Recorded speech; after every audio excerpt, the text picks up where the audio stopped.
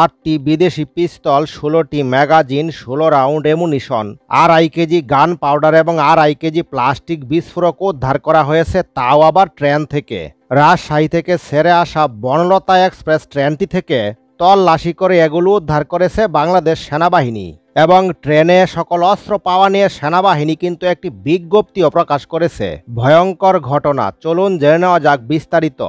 দেখুন, বাংলাদেশের সীমান্ত ঘেঁষে যে সকল আদিবাসীরা বসবাস করেন সে সকল আদিবাসী সম্প্রদায়ের মানুষদেরকে অস্ত্রের লাইসেন্স দেওয়ার ঘোষণা দিলেন ভারতের বর্তমান ক্ষমতাসীন বিজেপির আসাম রাজ্যের মুখ্যমন্ত্রী হেমন্ত বিশ্ব শর্মা। ভারতের অস্ত্র নিয়ন্ত্রণ আইন অত্যন্ত কঠোর হলেও মুখ্যমন্ত্রী হেমন্ত বিশ্ব শর্মা এরকম একটি ঘোষণা দিয়ে বসলেন। দেখুন, ভারতের এই আসাম রাজ্যে মোট 3,10,00,000 জনসংখ্যা রয়েছে এবং আসাম জাতিগতভাবে, ভাষাগত ও ধর্মীয় দিক থেকে বিভাজিত এবং বিগত কয়েক দশকে বহু রক্তক্ষয়ী সংঘর্ষের সাক্ষীও হয়েছেন তারা। এবং এখানে প্রায় 35 থেকে 40% মুসলিম রয়েছে, যাদের বেশিরভাগই বাংলাভাষী, বাকিরা হিন্দু ধর্মাবলম্বী। ভারতের ক্ষমতাসীন রাজনৈতিক দল বিজেপির এই নেতা হেমন্ত বিশ্ব শর্মার পৃথক অভিযানের মধ্যে রয়েছে ব্যাপক উচ্ছেদ, বিশেষ করে অবৈধ অনুপ্রবেশকারী হিসেবে উল্লেখ করে তিনি সন্দেহভাজন নাগরিকদেরকে বাংলাদেশে পুশিন করে ঠেলে পাঠাচ্ছেন। এবং এই পদক্ষেপ কিন্তু বাংলাভাষী মুসলমানদেরকে নিশানা করেই করা হচ্ছে। এই হেমন্ত বিশ্ব শর্মা অভিযোগ করে বলেন, বাংলাদেশ সীমান্ত ঘেঁষা এলাকায় বসবাসকারী অসমীয়া ভাষাভাষীরা তারা নাকি হামলা এবং হুমকির মুখে রয়েছেন, এমনকি নিজেদের গ্রামেও তারা নাকি নিরাপদ নন। এই হেমন্ত বিশ্ব শর্মা এ পর্যন্ত বেশ কয়েকবার বিতর্কিত উচ্ছেদ অভিযান চালিয়েছে। 2019 সালে নাগরিকত্ব যাচাইয়ের বিতর্কিত জাতীয় নাগরিক নিবন্ধন এনআরসি কার্যক্রম প্রথম চালু হয় আসাম রাজ্যেই।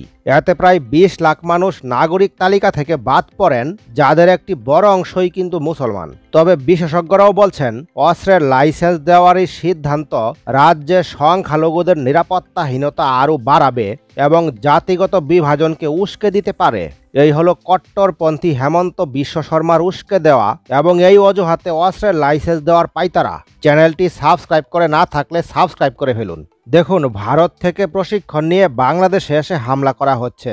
বাংলাদেশে অবৈধ অস্ত্রের বড় উৎস হিসেবে দীর্ঘদিন ধরেই ভারতীয় সীমান্তকে চিহ্নিত করে আসছে আইন শৃঙ্খলা রক্ষাকারী বাহিনীরা। গোয়েন্দা তথ্য মতে ভারতের মেঘালয়, ত্রিপুরা, মিজোরাম ও পশ্চিমবঙ্গ সীমান্ত এলাকা দিয়ে নিয়মিতভাবে ছোট বড় অস্ত্রের চালান ঢুকছে। এসব অস্ত্রের বড় অংশ চলে যাচ্ছে পাহাড়ি সশস্ত্র সন্ত্রাসী গোষ্ঠী ইউপিডিএফ এর কাছে। আর এই ইউপিডিএফ গোষ্ঠী ভারতের ইন্ধনে বাংলাদেশকে অস্থিতিশীল করার চেষ্টা করছে। দেখুন, ইউপিডিএফ এর সংখ্যা বর্তমানে প্রায় 1200-র মতো এবং এদের মধ্যে প্রায় 400 থেকে 450 জন হলো সশস্ত্র বাহিনী। খাগড়াছড়িতে তাদের 15টির মতো গ্রুপ রয়েছে, যারা অস্থায়ীভাবে খাগড়াছড়ির বিভিন্ন পাহাড়ে ছড়িয়ে ছিটিয়ে রয়েছে। তাদের স্থায়ী কোনো ক্যাম্প কিন্তু বাংলাদেশে নেই, তাদের স্থায়ী ক্যাম্প রয়েছে কিন্তু ভারতের মিজোরামে। নিরাপত্তা বাহিনীরা এ পর্যন্ত মিজোরামে 6টি ক্যাম্পের খবর পেয়েছে। আর এই ক্যাম্পগুলো থেকেই বাংলাদেশে এসে পার্বত্য অঞ্চলকে অস্থিতিশীল করার চেষ্টা করছে এই সকল ইউপিডিএফ এর সদস্যরা। তাদেরকে প্রশিক্ষণ ও অস্ত্র সরবরাহ দিচ্ছে ভারতীয় গোয়েন্দা সংস্থা র। আর তাদের ষড়যন্ত্র রুখে দেওয়ার জন্য সেনাবাহিনীর অতিরিক্ত ফোর্স কিন্তু মোতায়েন রয়েছে।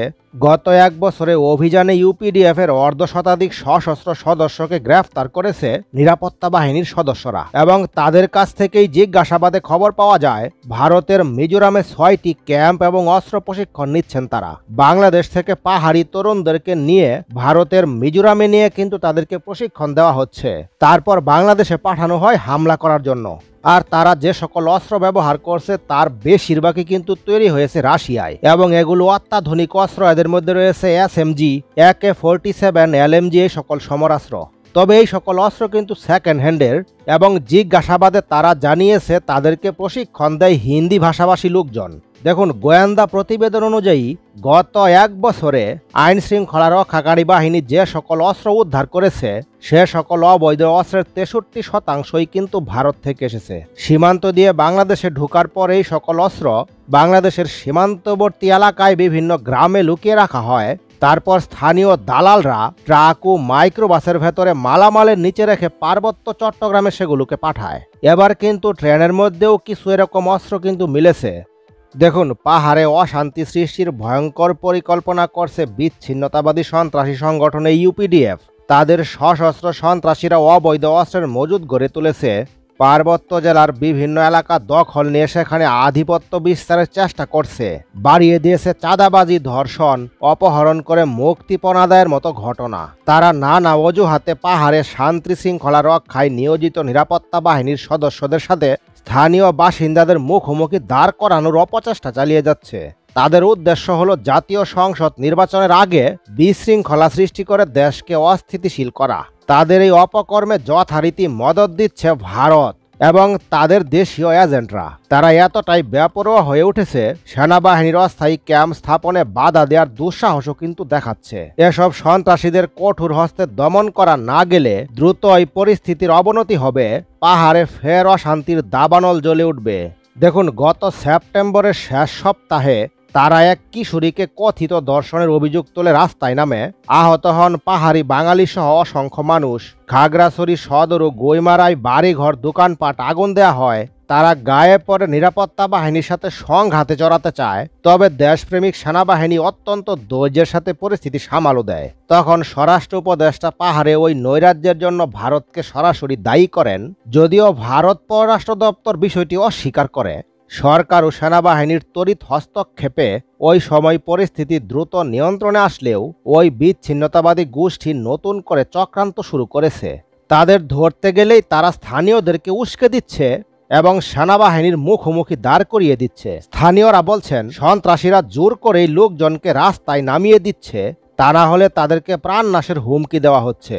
তাদের নির্দেশ পালন করা না হলে অপরাধের শাস্তি হিসেবে কারো কারো হাত কেটে দেওয়া হচ্ছে। তাই নিরীহ এসব পাহাড়ি জনগণ বাধ্য হয়ে সন্ত্রাসীদের জন্য ঢাল হিসেবে ব্যবহৃত হচ্ছে। সম্প্রতি খাগড়াছড়িতে অভিযান চালিয়ে নিরাপত্তা বাহিনী কিন্তু অস্ত্রসহ এই সকল 3 জন সদস্যকে আটক করেছে। তাদের ধরে নিয়ে যাওয়ার পথেই বিপুল সংখ্যক নারী ও শিশু কিন্তু রাস্তায় অবস্থান নিয়ে নিরাপত্তা বাহিনীর সদস্যদের পথ অবরোধ করেন। তারা নিরাপত্তা বাহিনীর অস্ত্র ধরে টানাটানি এবং তাদের উপর ইট পাটকেল ছুড়তে শুরু করেন। পরিস্থিতি সামাল দিতে তখন ওই 3 জনকে সেখানে রেখে আসতে হয়। এভাবে সন্ত্রাসীরা পাহাড়ি লোকজনকে মানব ঢাল হিসেবে ব্যবহার করে নিজেদের আড়াল করতে সক্ষম হচ্ছে। আর এই সুযোগে অস্ত্রের মজুদ গড়ে তোলার জন্য নতুন করে সংঘাত, সহিংসতার নীল নকশা প্রণয়ন করছে। সামনে নির্বাচন, তাই পাহাড়কে অশান্ত করতে নানা চক্রান্ত করছে সকল সন্ত্রাসীরা। তারা সীমান্ত পথে ভারত থেকে অস্ত্র, গোলাবারুদ আনছে, আর এসব অস্ত্র ভাণ্ডার এবং নিজেদের নিরাপদ রাখতে তারা স্থানীয়দের ঘরবাড়িতেও আশ্রয় নিচ্ছে। দেখুন, পার্বত্য চুক্তির অজুহাতে পার্বত্য চট্টগ্রাম থেকে 241টি নিরাপত্তা ক্যাম্প কিন্তু তুলে দেওয়া হয়েছে। আবার সীমান্তের ওপারে কিন্তু ইউপিডিএফ এর সদস্যরা তাদের অস্ত্র এবং প্রশিক্ষণ ক্যাম্প চালু করছে। প্রশিক্ষণ দিয়ে তাদের অস্ত্রসহ এপারে পাঠিয়ে দেওয়া হচ্ছে। এতে পাহাড়ে সন্ত্রাসী ও অপরাধীদের বেপরোয়া তাণ্ডব বেড়েছে। আর সেনাবাহিনীরা তাৎক্ষণিক সেখানে পৌঁছাতেও পারে না। পৌঁছাতে গেলে দীর্ঘ সময় প্রয়োজন হয়। এই সময়ে তারা গাও ঢাকা দিচ্ছে। দেখুন, 26 অক্টোবর রবিবার ট্রেনে যে সকল অস্ত্র পাওয়া গেল, এগুলোতেও ভারতীয় ইন্ধন আছে কিনা আপনাদের কি মনে হচ্ছে কমেন্টের মাধ্যমে জানিয়ে রাখুন। পরবর্তী নতুন ভিডিও সবার আগে পেতে লাইক, শেয়ার এবং সাবস্ক্রাইব করতেও ভুলবেন না।